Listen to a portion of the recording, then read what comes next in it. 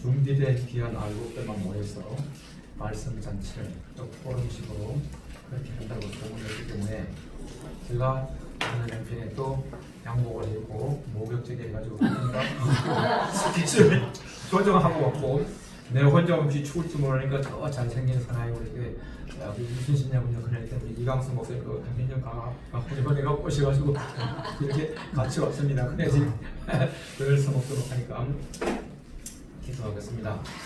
하나님 은혜와 사랑을 감사합니다. 인생이 이 세상에 살면서 참 사랑의 코인원이야 귀한 교제들 주의 사랑하는 백성들과 교우들과 성직자들과 동역자들과 함께 한다는 것이 참 넘치는 은혜와 사랑입니다. 하나님 연휴가 시작됐습니다. 좀 주일도 이제 하루 전에 있습니다.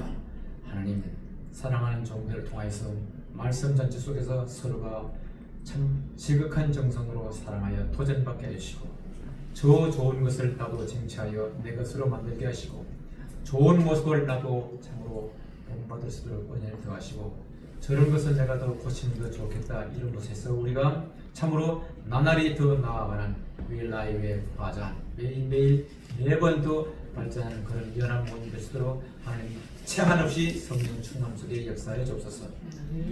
못나고 부족한 종서 싸움에 참으로 은혜 속에 인도하시고 남은 시간이 주 안에서 은혜와 사랑이 넘칠 줄 믿사옵고 복내해 주옵소서. 예수님 이름으로 간절히 기도합니다. 이번 이 귀한 무대를 보여주실 귀한 분을 소개합니다. 여러분 아시다시피 발음 하나 토시 하나 틀리지 않고 또 전반적으로 순대국 아줌마처럼 그렇게 막 짓도 않고 이뻐 보기 좋을 때 있다네. 그리고 한 번에 막 성질내서 덤벼드는 모습을 본다. 오이정 교수님 귀한 손님 우리 정두보라 목사님을 초대하겠습니다. 감사합니다. 목사님들 반갑습니다. 오늘 어떻게 말씀을 전할까 고민 계속 하다가 사실은 계속 이 말씀 할까 저 말씀 할까 정하지 못한 상황에서 한번 일단 단위에 섰습니다. 요즘 세상에 예정론을 믿는 목사님들이 몇 분이나 계실지 모르겠습니다. 그러나 교단 교파를 초월해서 사실 안 믿지 않습니까? 그거는 지금 유경원 목사님이 반론하신 것처럼 안 믿습니다. 예정론. 그러니까 성경을 봐도 이 예정론이 진짜 맞지 않거든요. 제가 어저께 좀 심도 있게 제가 영화를 엄청 좋아하거든요. 그래서 넷플릭스에서 이번에 새로 시작하는 영화 드라마가 있어서 시리즈를 보는데 이 주인공이 아침에 이제 스타트를 시작하는 인트로 부분에서 하는 부분에 그 말이 너무 성경 같아갖고 제가 얼른 메모지에다 적었거든요. 우리 목사님들도 한번 들어보세요. 자, 진실은 빛과 같이 눈을 어둡게 한다. 반면 거짓은 아름다운 저녁 노을처럼 모든 것을 멋지게 보이게 한다. 다만 모든 것을 들키기 전까지만. 그쵸? 정말 성경적이지 않습니까? 항상 인류가 시작되고 진리가 왔을 때는 진리를 단번에 받아주는 법이 없었거든요.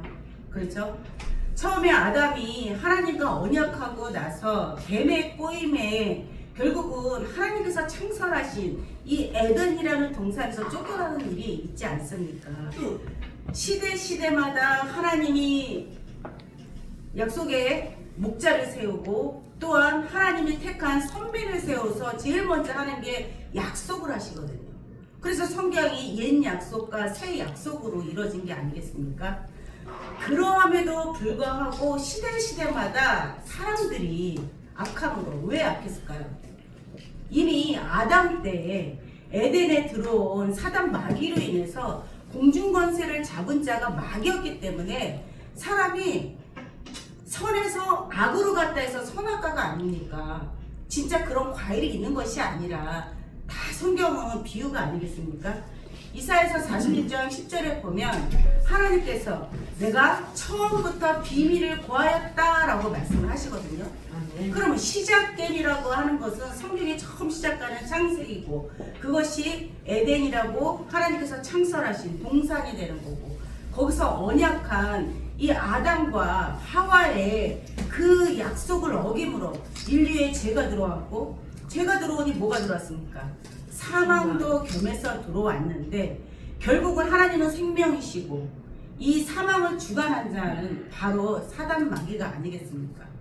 그래서 하나님은 영이신데 인간하고 약속하고 그 약속을 이루기까지 대언자인 선지자를 시대마다 택하고, 또한 그 선지자를 통해서 택한 백성에게 하나님의 뜻을 계속 일러주고 전해줬건만 결국은 사람이 하나님을 배반을 했는데, 자, 성경 구약을 보면 과연 완전히 하나님을 다 배반했을까요?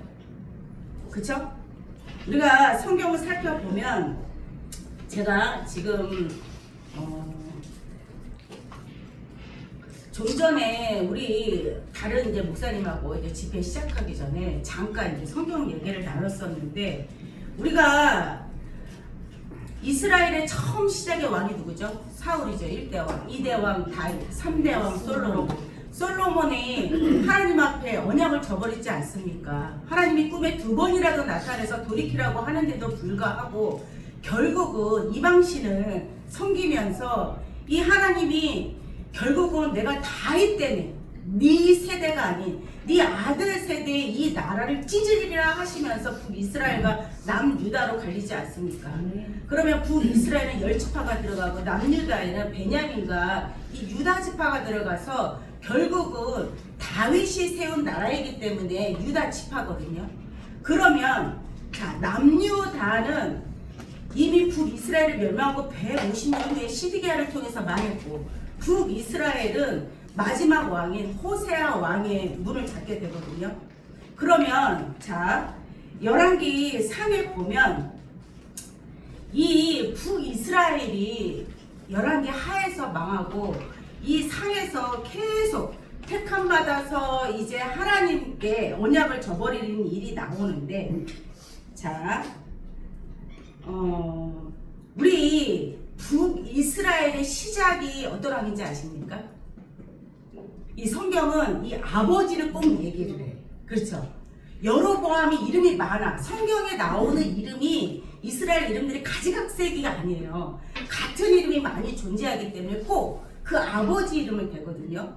왕 중에서 또 여로보암 왕도 나오니까 1대 여로보암 왕은 느바세 아들이거든요. 느바세 아들. 이 여로보암이 지은 죄 때문에 하나님이 결코 이 북이스라엘 10지파를 결국은 아수르에 의해서 전부 다 사로잡히게 되거든요. 이가 지은 죄가 뭔지 아십니까? 우리 목사님들 너무나도 잘 아는 베델이 뭐죠? 베델의 뜻. 베델이 하나님의 집이라는 뜻을 갖고 있습니다. 그렇죠?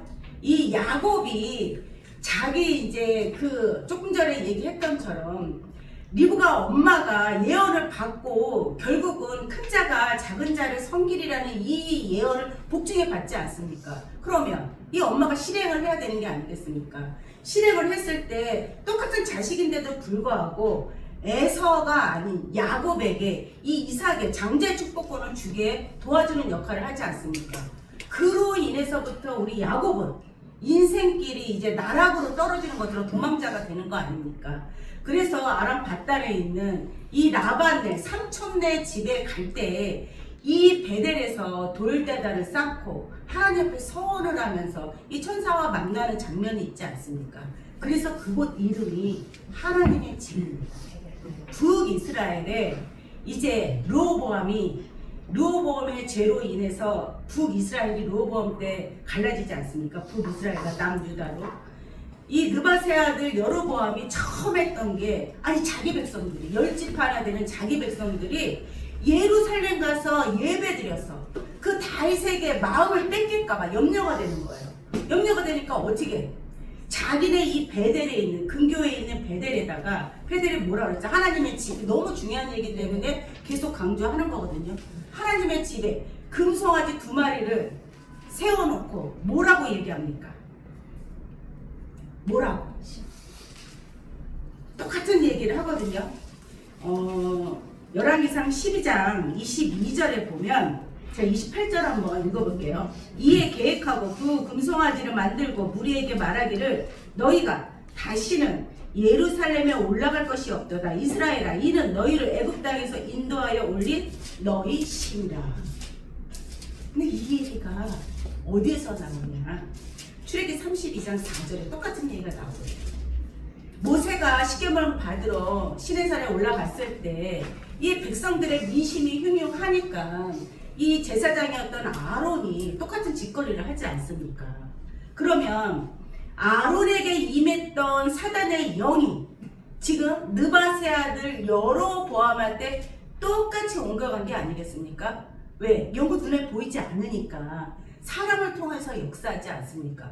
그래서 우리 하나님도 영이시니 시대시대마다 사람을 통해서 역사하시는 게 아니겠습니까? 그럼에도 불구하고 하나님은 물론 사람과 언약하시고 선지자에게 예언하시고 또한 이를 이루시지만은 사무엘상 3장 32절에 보면 사무엘이 처음 택함 받아서 이제 7세 이후에 이제 엘리 제사장이 있는데 가서 지내지 않습니까?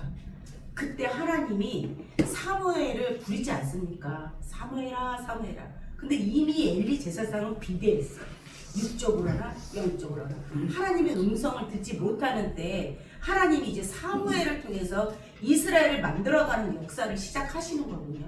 마지막 사사가 아니겠습니까? 그러면 32절에 쓰인 말씀은 하나님은 자기를 나타낼 때 무엇으로 나타날까요? 자기를 나타낼 때 말씀으로 나타납니다. 그래서 우리가 눈에 보이지 않는 이 하나님과 예수님을 뭘로 통해서 만났습니까? 이 성경 한 권을 통해서 만나서 정말 내 생애를 다 불태워서라도 아버지 뜻이 무엇인지 알고 이루겠다고 신앙하는 게 아니겠습니까?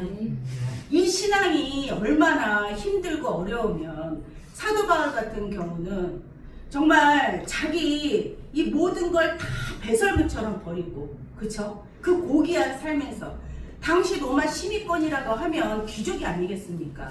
물론 이스라엘 사람인데 베냐민 지파의 사람인데도 불구하고 그럼에도 모든 학술과 모든 배움이 뛰어났던 사람인데도 그걸 뭘로 여겼다? 다 배설물처럼 여겼다. 왜 똥이라고 얘기했을까요? 왜? 율법이 왜 똥입니까? 그렇죠? 율법도 하나님이 주신 언약이잖아. 너희 이거 지켜라. 나와 너희 사이에 이거는 지켜야 된다. 사람과 사람 사이에 지켜야 된다. 하는 게 율법이 아니겠습니까? 그런데 왜 사도 바울이 이거를 배설물처럼 여겼느냐? 그것이 바로 이 이사야서 28장에 보면 이 율법을 지키고 있던 이 시대에 교훈을 더하고 경계를 더하고, 그렇죠? 우리 한번 찾아볼까요? 이사야서 29장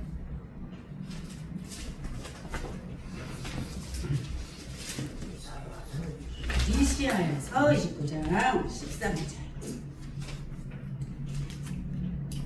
자, 찾으셨으면 다 같이 읽으실게요. 시작. 주께서 가라사대 이 백성이 입술로는 나를 경외하며 입술로는 나를 존경하나 그 마음은 내게서 멀리 떠난다니 그들이 나를 경외함은 사람의 계명으로 가르침을 받았을 뿐이라. 자, 북이스라엘이 멸망한 게 어떤 일인지 아시죠? 전혀 다른 거를 섬긴 게 아니라 하나님의 집에 누가 들어왔다? 사단이 들어왔다. 사단이 들어와서 하나님의 율법과 뭐가 섞였답니까? 사람의 계명이. 이것이 바로 바벨입니다. 바벨의 뜻이 혼합이다, 섞였다라는 뜻이라는 것 우리가 다 알고 있지 않습니까? 그래서 예수님이 오셨을 때 지적한 게 뭡니까? 이 서기관과 바리새인들 또한 종교 지도자들에게 이 교리전쟁이라고 한 말씀이 요한복음 8장이 대표적인데 여기서 그들의 정체를 드러난 게 아니겠습니까? 왜? 이들은 수백 년간 모세가 죽고 여호수아가 이제 하나님의 말씀을 증거하고 그러고 나서 사사 시대로 또 들어서죠. 사사 시대가 끝나고 이제 시대가 이제 왔을 때 이 왕들이 범한 죄가 뭡니까? 왕들이 범한 죄가 백성은 하나님의 말씀이 아닌 이 말씀을 더해서 사람의 계명으로 하나님의 집에서 이들을 가르치고 훈육했다는 겁니다. 그렇다고 하면 2000년 전에 이들이 한 짓이 느바세 아들 여로보암이 북이스라엘에게 했던 짓과 똑같습니까? 아닙니까? 똑같습니다. 맞죠? 하나님의 집에서 뭘 가르쳤다? 사람의 계명. 사람의 계명을 가르쳤다니까. 이게 사람의 계명이 엉뚱한 성경을 제외한 나머지를 가르쳤다는 게 아니라 사람의 생각을 성경에다가 버무려서 그래서 가르쳤다는 뜻입니다. 이것이 바로 북이스라엘이 멸망하게 돼요. 물론 중간에 아시죠? 시돈의 그 제사장의 딸 그 이세벨이 들어오지 않습니까? 이세벨이 들어오면서 뭘 갖고 들어옵니까? 바알과 아세라 목상을 들고 오지 않습니까? 그걸로 모든 백성을 우상 숭배를 하게 했으나 그것만 섬긴 게 아니라니까요. 베델에서 금송아지에게 절도 하고 율법도 가르치고 또한 바알과 아세라 목상도 섬기게 하고 이렇게 짬뽕된 생활을 했던 게 그것이 바로 북이스라엘이 멸망하게 된 것인데 하나님이 북이스라엘을 멸망할 때 장별마다 또한 북이스라엘 19명의 왕이 쓰고 7번의 부태따로 멸망하기 전까지 똑같은 말씀을 하십니다. 내가 느바세 아들 여로보암 죄 때문에 이 나라 멸하기를 내가 중지하지 않겠다. 끝까지 이 나라를 멸하겠다. 이렇게 말씀을 하시거든요. 초림대로 들어가자 보자면 이 수많은 종교 시대에 이 거렁뱅이 같은 정말 나사렛 거지촌에서 목수로 지냈던 글도 몰랐던 이 나사렛 예수가 턱하니 일어나서 내가 하나님의 아들이다. 내가 하늘에 올라갔다 왔다. 나는 아버지의 일을 한다. 아버지와 나는 하나다. 이렇게 증거할 때 그가 아무것도 없는 상황에서 그냥 막 증거했습니까? 아니지 않습니까? 구약의 선지자들을 통해서 모든 했던 예언을 들어서 이 얘기가 나에 대한 이야기다. 예를 들자면 처녀가 잉태하여 아들을 낳으리라 이 대목은 어디서 나왔습니까? 이사야서 7장 4절이죠. 근데 나오게 된 배경이 있어. 히스기야의 아버지가 아하스 왕이거든요. 아하스 왕이 아스로 왕에게 북이스라엘이 멸망하게 조건을 단 편지를 한 장 보냅니다. 형님이여 하면서 남유다에 당시에 이사야 선지자가 있었습니다. 그럼에도 불구하고 이 선지자가 하나님의 뜻을 전해도 이 아하스 왕은 그걸 듣지 않고 이 아스로 왕 티그라빌레셋에게 이 편지 한 장으로 아수르가 북이스라엘을 쳐들어오고 멸망하게 된 뭘 주느냐? 명분을 준다는 겁니다. 형제의 땅을 타국에 있는 이방의 나라가 멸망하게끔 이거 이사야가 되게 책망하거든요. 그런데 어찌됐든 그러고 나서 1차적으로 북이스라엘을 쳐들어가거든요. 그러고 나서 아수르가 이겼어. 그러고 나서 개선식에 누구를 부르느냐? 이 남유다의 아하스 왕을 부릅니다. 아하스 왕을 불러서 뭐라고 얘기를 하느냐? 봐라! 이 얼마나 멋지냐? 당시 제국을 이끌었던 아수르 왕이기 때문에 얼마나 컸겠습니까? 그렇죠? 많은 군중 속에서 이 개선식을 하는데 그러고 나서 이 니무록이 있는 신전을 가봤어. 너무 멋진 거야. 그쵸? 지금으로 보면 시골에 있는 조그만 개척교회에서 목회를 열심히 하고 있는 목사님이 저 여의도에 어떠한 너무나도 멋진 교회에 간 거야. 너무 멋있어. 그거를 갖다가 내 여기다 같이 해놓고 싶은 거야. 그쵸? 교단도 틀고 교파도 틀고 하물며 여기는 신도 달랐어. 그쵸? 하나님을 섬기는 집에 이 아수르에 섬겼던 게 니무록 신전이었었거든요. 거기 있는 거를 본따서 예루살렘의 안에 있는 성전을 회파하고 그 안에 이방의 신전을 그대로 갖다가 넣습니다. 그리고 뭐라고 했겠습니까? 여호와 하나님이다. 그러면서 백성들로 하여금 죄를 짓게 했단 말입니다.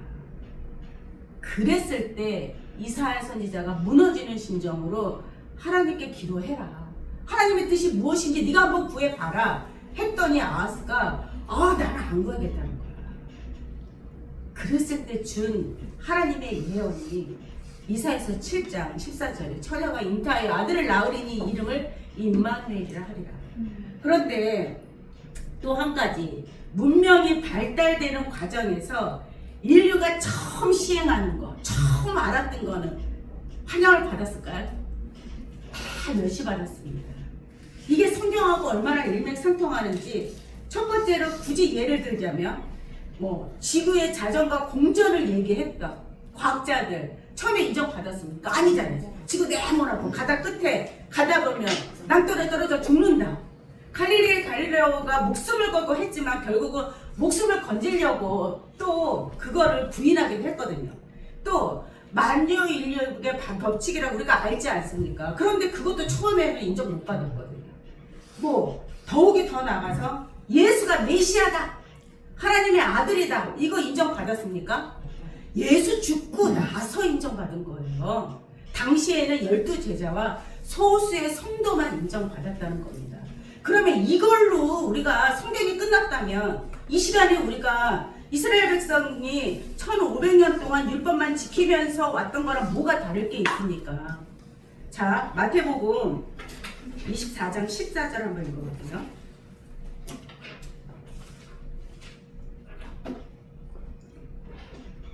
제가 읽을게요. 이 천국복음이 모든 민족에게 증거되기 위하여 온 세상에 전파되리니 그제야 끝이 오리라. 이 천국복음이 뭡니까? 세례 요한이 회개해라 천국이 가까이 왔다 했던 이 천국이 예수님 아니었습니까? 이 예수님이 천국이었었는데 이 천국 복음이 결국은 예수님이 남겨놓은 신약의 새 언약. 오늘 아까 안현수 목사님이 너무 말씀 잘해주셨죠. 저도 그 말씀이 정말 저는 요 히브리서 8장 10절에서 11절 말씀보다도 저는 그것보다도 훨씬 앞서서 예수님 오시기 1500년 전에 했던 그 말씀에 또 은혜 받은 거거든요.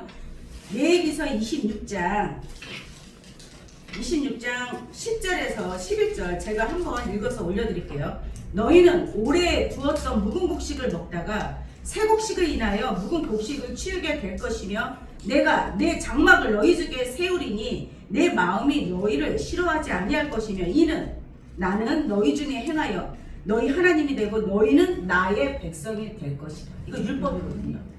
율법의 묵은 곡식을 먹다가 새 곡식을 먹을 날이 있다는 거야. 아멘. 우리가 성경에서 곡식이다, 금이다, 보석이다 하는 거 다 말씀이라는 거 여기 다 목사님이니까 굳이 설명 안 해도 아는 게 아니겠습니까? 그렇다고 하면 우리가 이 묵은 곡식, 율법을 먹다가 새 말씀, 베드로는 그걸 새 술이라고 얘기했거든요. 그러면 술이 말씀이라는 게 알고 있다면 새 말씀이 올 때는 새 말씀을 받아들여야 되는 겁니다.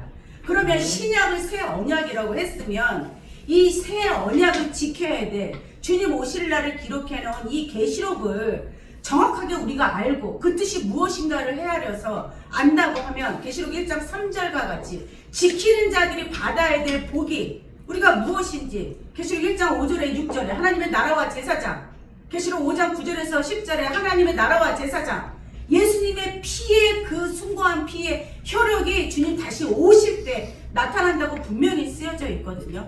아멘. 그 피가 뭡니까? 예수님의 피가 계시록 19장 13절에 보면 하나님의 말씀이라고 써져 있어요.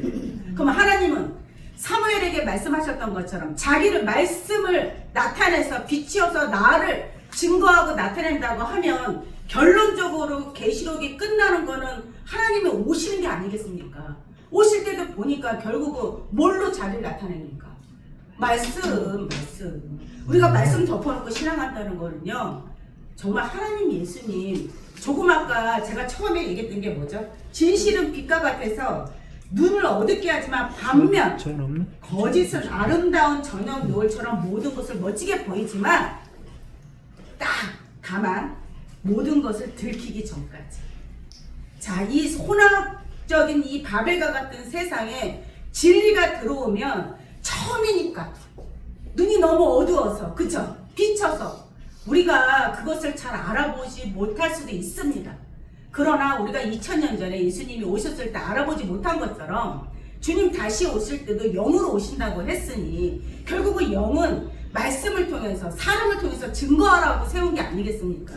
그렇다고 하면 우리가 이 진리의 말씀이 무엇인지 들어보면 압니다. 그쵸? 대중이 놓고 이 말씀이 진리인가 아닌가는 다 들어보면 압니다. 왜? 모든 영을 창조하신 이는 하나님이시니까. 아멘. 그래서 이 말씀을 그러한가 아니한가 이 베레아 사람처럼 상고했던 그들과 같이 오늘도 베레아 같은 사람 마음으로 같이 나누는 귀한 시간 되셔서 감사드립니다. 아멘. 아멘.